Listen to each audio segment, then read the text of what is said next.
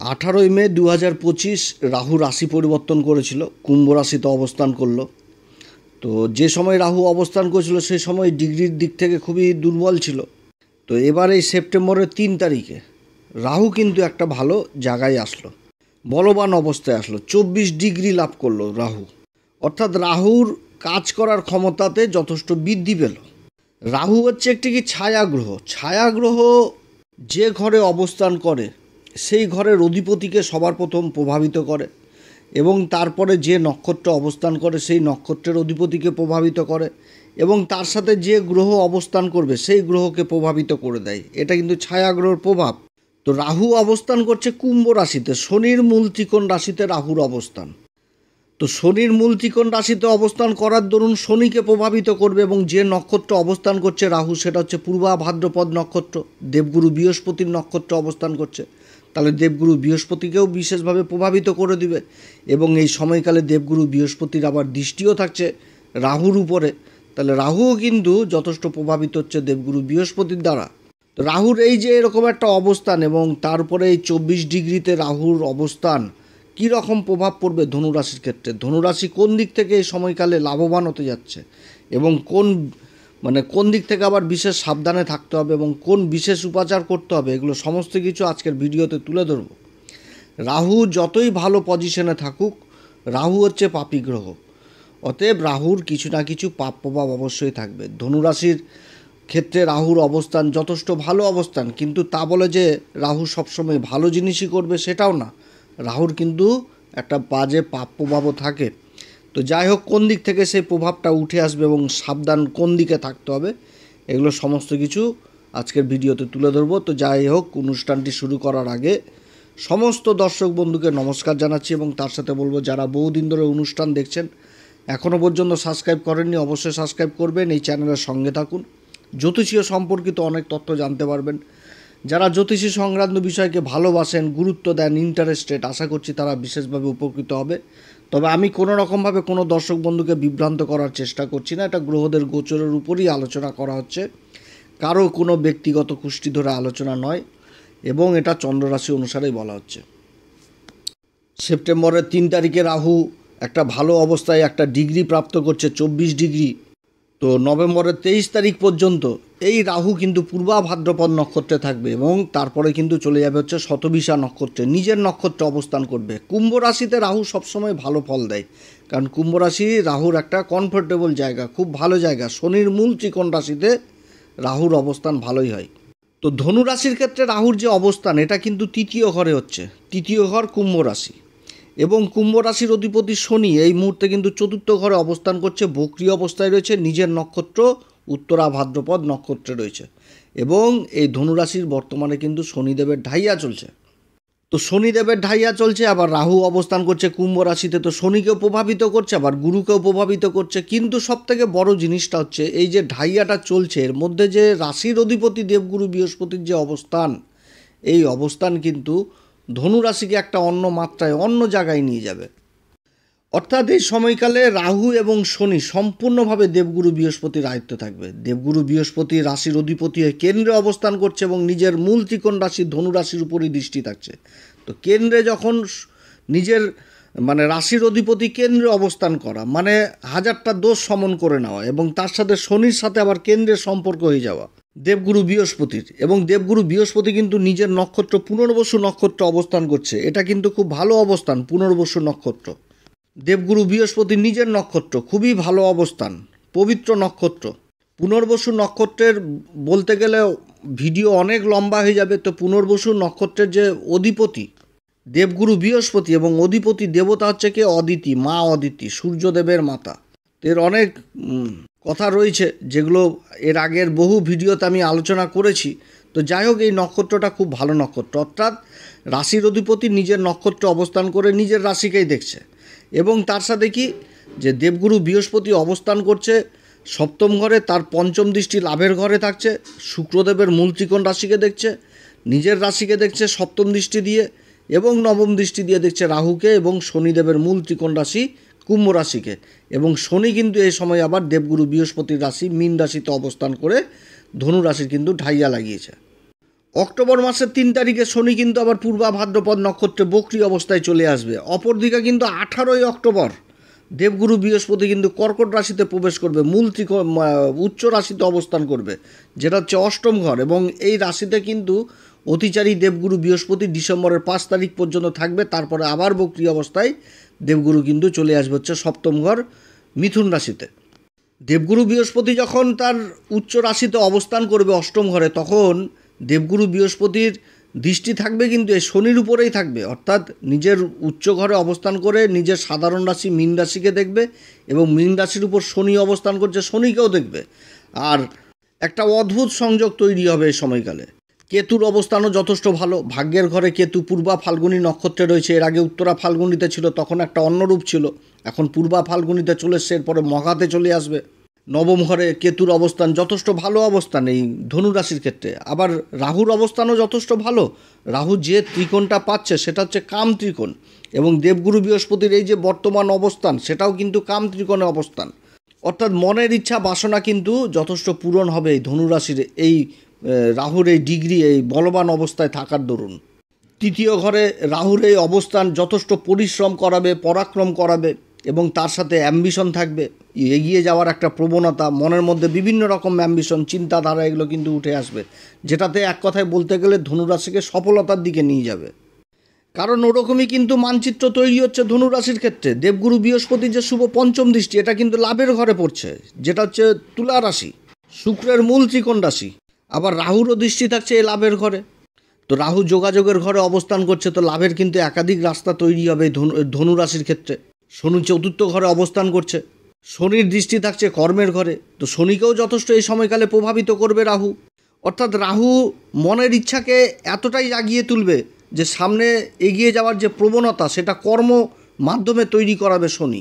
তবে শনির এই ঢাইয়া, শনি যে নক্ষত্রে নিজের নক্ষত্রে অবস্থান করছে, শনি কিন্তু এটাও বুঝাচ্ছে ধনুরাশিকে যে কোনো কাজ করতে গেলে অবশ্যই কিন্তু হিসাব মেনটেন করেই করতে হবে। যেরকম লাভের হিসাব থাকবে সেরকম ব্যয়ের হিসাব থাকবে। যোগাযোগের একটা মসৃণ পথ তৈরি করবে এই রাহু। কারণ রাহু যে ঘরে অবস্থান করছে শনির রাশিতে, শনি কিন্তু এই ধনুরাশির ক্ষেত্রে দ্বিতীয় ঘর এবং তৃতীয় ঘরের অধিপতি হয়ে চতুর্থ ঘরে অবস্থান করছে। অর্থাৎ নিজের মুখের কথার দ্বারা সামনের ব্যক্তিকে কথার মায়া জালে একটা কিন্তু ভালো জায়গায় নিয়ে যাবে। না হওয়া কাজ কিন্তু সম্পূর্ণ হবে এই সময়কালে। অর্থাৎ গ্রহদের অবস্থান কিন্তু এরকমই তৈরি হয়েছে। দেবগুরু বৃহস্পতির আশীর্বাদ পাচ্ছে এই সময়কালে রাশি, এই ধনুরাশি নিজের রাশিকে দেখছে স্বয়ং দেবগুরু বৃহস্পতি। নবম দৃষ্টি থাকছে রাহুর উপরে, নবম দৃষ্টিতে থাকে বিশেষ কৃপা, খুবই ভালো অবস্থান ধনুরাশির ক্ষেত্রে রাহুর এই অবস্থান। রাহু কিন্তু কারক না ধনুরাশির ক্ষেত্রে, কোনোভাবেই কারক না। এ কিন্তু এই ধনুরাশিকে কোনো রকমভাবে ভালো ফল দেয় না, কিন্তু ভালো ফল দিতে বাধ্য, যেহেতু রাশির অধিপতির দেবগুরু বৃহস্পতির দৃষ্টি থাকছে, এবং রাহু যে ঘরে অবস্থান করছে সেই শনিবৎ রাহু বলা হয়, তো শনির সমান ফল দিয়ে দেয়। তো শনিকে প্রভাবিত করে দিচ্ছে, অর্থাৎ শনির চালাই হচ্ছে কিন্তু রাহু।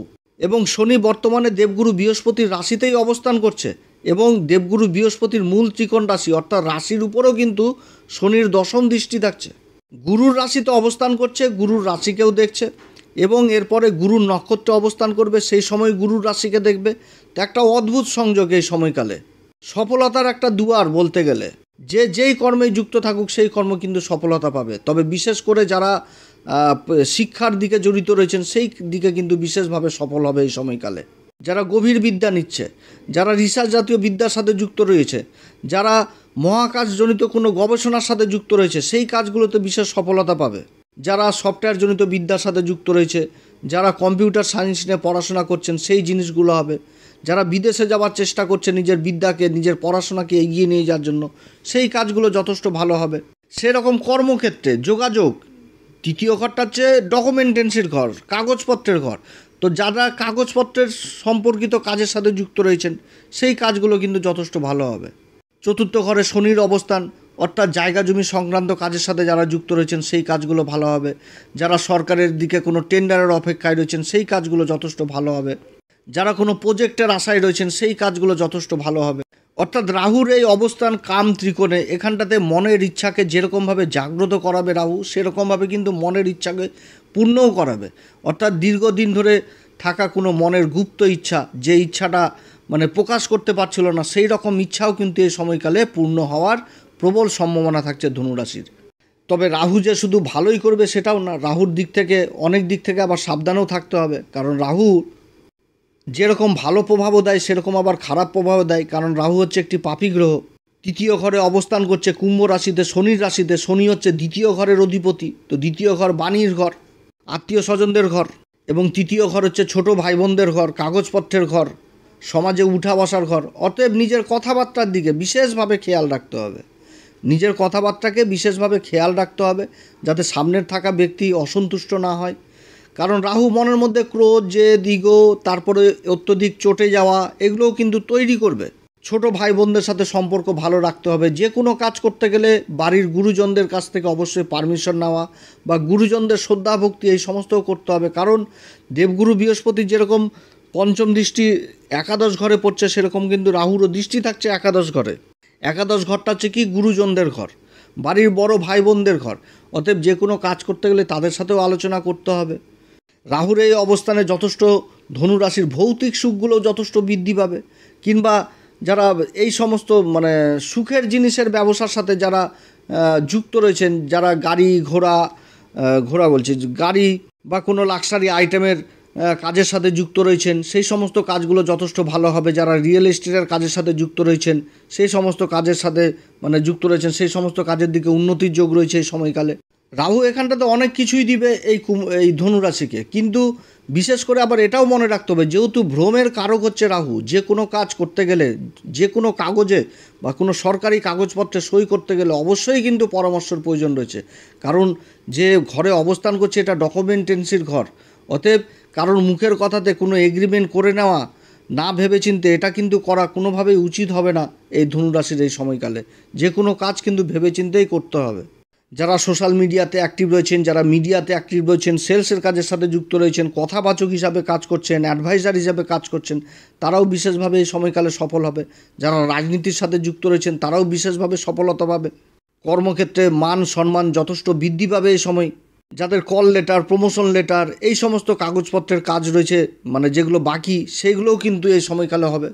আবার এই সময়কালে কর্মসূত্রে ছোটাছুটিও যেরকম বাড়বে, সেরকম আবার পরিবর্তনেরও যোগ থাকছে এবং তাতে বেতন বৃদ্ধিরও যোগ থাকছে এই ধনুরাশির। তো যাই হোক, রাহুর পরিবর্তন, এই ডিগ্রি একটা 24 ডিগ্রিতে রাহুর এই অবস্থান, এটা ধনুরাশির ক্ষেত্রে কিন্তু যথেষ্ট পজিটিভ হবে। তবে পজিটিভের মধ্যেও নেগেটিভ থাকছে, যে নিজের মুখের কথা এই দিক থেকে যথেষ্ট সাবধান। বাড়ির ভাই বোন, ছোট ভাই বোন, দাদা দিদি, গুরুজনদের সাথে সম্পর্ক যথেষ্ট ভালো রাখতে হবে।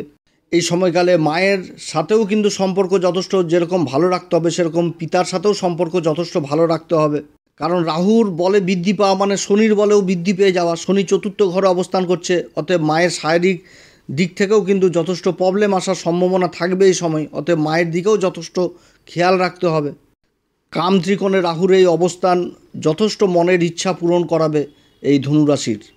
কারণ সুখের ঘরে শনির অবস্থান, এই অবস্থানটাও যথেষ্ট ভালো। কারণ দেবগুরু বৃহস্পতির সাথে একটা কেন্দ্রের সম্পর্ক হয়ে যাওয়া এবং দেবগুরু বৃহস্পতির রাশিতে অবস্থান করে দেবগুরুর রাশিকেই ধনুরাশির উপর দশম দৃষ্টি দেওয়া একটা ভালো সময়ের ইঙ্গিতই বুঝাচ্ছে এই ধনুরাশির ক্ষেত্রে।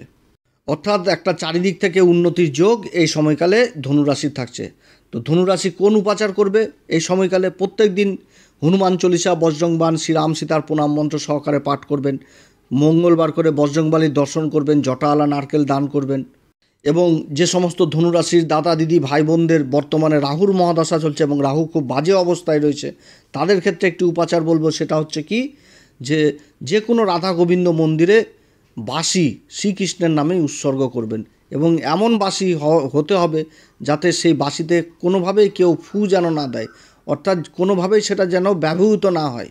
এরকম না ব্যবহার করা বাঁশি শ্রীকৃষ্ণের নামে উৎসর্গ করবেন, যথেষ্ট রাহু ভালো ফল দেবে। তো যাই হোক, অনেক কথা আলোচনা করলাম ধনুরাশির সম্পর্কে। যদি এই আলোচনা সত্যিই ভালো লাগে তাহলে অবশ্যই অ্যাস্ট্রো এস এম বাংলা চ্যানেলকে সাবস্ক্রাইব করবেন। আগামী দিনে এরকম বহু নতুন নতুন তথ্য জানতে পারবেন আমাদের চ্যানেলের মাধ্যমে। যারা জ্যোতিষী সম্পর্কিত আলোচনাকে ভালোবাসেন, গুরুত্ব দেন, ইন্টারেস্টেড, আশা করছি তারা বিশেষভাবে উপকৃত হবেন। আপনারা সবাই ভালো থাকেন। এরপরে আবার আসবে একটি নতুন পর্ব নিয়ে। নমস্কার, ধন্যবাদ।